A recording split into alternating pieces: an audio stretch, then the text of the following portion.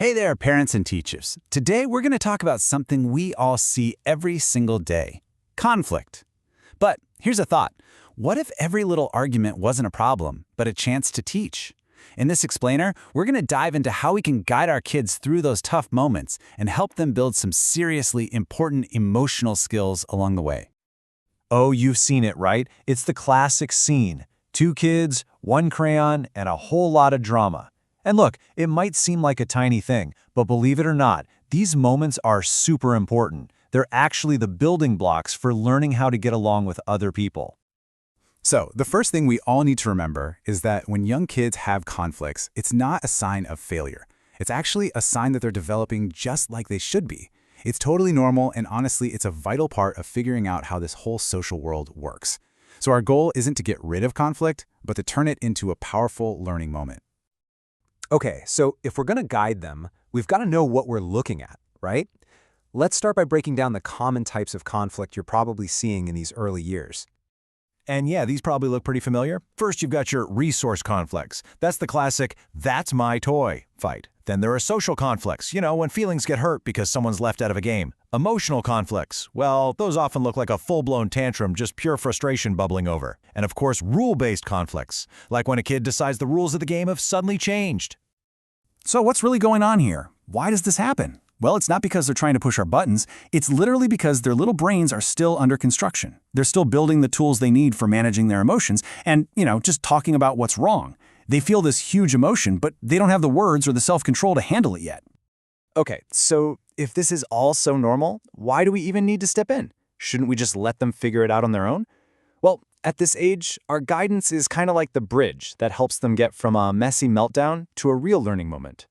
Because the payoff? Oh, it is huge. You see, when we step in, we're not just playing referee. We're actually building their emotional intelligence. We're teaching them how to solve problems with other people. And not only does that make for a calmer home or classroom, but it also helps them build good friendships and, most importantly, makes them feel safe and heard. And listen, this isn't just some feel-good theory. This is backed by solid research. Studies show there's a direct line connecting these early skills to better behavior and even better learning as they get older. The work we put in during these small spats has a massive impact on their entire school journey. So, where do we fit into all this? What's our role? Well, as parents and teachers, we are their most important guides. Think of us as, the architects of their emotional world. And you know what works best? When we're a team. It's like, at school, the teacher can model how to talk calmly and use great tools like a peace corner. Then, at home, parents can pick up that ball and run with it, reinforcing those same calming ideas and talking openly about feelings. It's not about two different playbooks. It's about being one unified team for that child. And really, that consistency is the magic ingredient.